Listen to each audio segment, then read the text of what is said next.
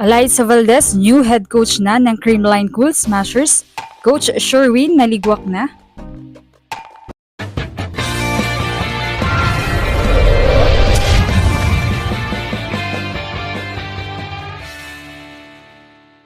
What's up, Volleyball Nation? Welcome back to my YouTube channel.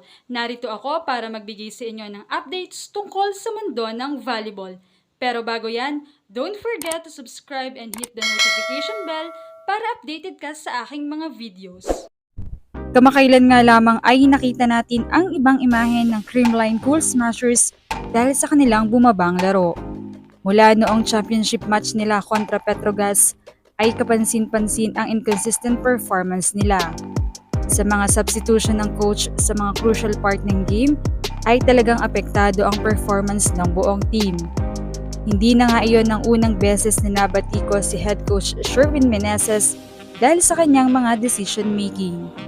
Isa pa nga ay napapansin dito ang pagbangko kay Alyssa Valdez, especially giving din naman ang performance nito at mabilis siyang inilalabas sa court. Kamakailan nga lamang din ay bigorin ang Creamline sa kanilang kampanya sa AVC. Hindi naman maiwasan na mabatikos at pagkumparahin ang performance ng tatlong representatives ng bansang Pilipinas. Sa quarterfinals nga ay inabot ng 5th set ang mga laban ng PLDT at Petrogas at muntik pa talaga nila itong maipanalo. Habang ang Creamline naman ay maagang pinabagsak ng Thailand sa kanilang match-up. Factor na rin talaga ang decision-making ni Coach Sherwin na pilit ibabad ang mga imports knowing na walang chemistry since 2 sa 3 sa mga import nila ay ngayon lang nila nakasama. Sana nga raw ay ibinabad na ang all-Filipino line-up. Kaya naman ngayon ay kumakalat ang balitang mapapalitan na ang head coach ng Creamline at ito nga ay si team captain Alyssa Valdez at bababa naman si Coach Sherwin bilang consultant ng team. Ayon nga sa mga komento, pwede naman kasi may experience naman si Alyssa. Nakikita pa ng mga fans kahit hindi na siya lumaro. I am very happy for her kung mangyari man. Sana hindi muna dahil excited pa kaming panoorin ang tandem ulit ni Gia Morado. Pero I think maging mahusay talaga siyang coach. Baldo can easily handle the job. She is a well-rounded player, well-experienced. Good luck, Phenom. Wish you success on your new endeavor.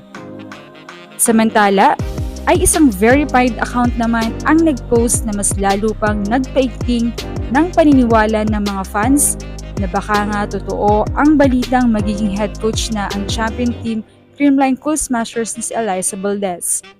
Ayon sa post, "Good morning volleyball community. Congratulations Coach Ineng. I have no confirmation yet from the Ribisco management, but I heard it from multiple sources that Creamline's team captain and open hitter Alyssa Caimo Valdez of San Juan, Batangas will assume as the new head coach of the Creamline Cool Smashers.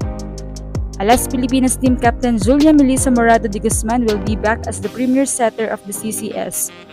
Bernadette Pons will banner the Philippine and Ribisco Beach Volley International campaign starting with the SEA Games.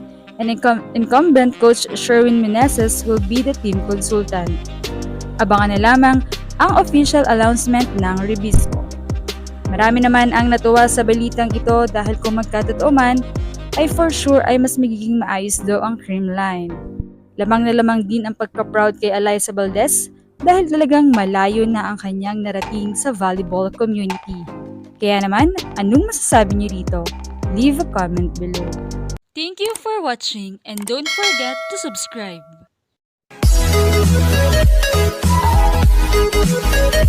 Thank you.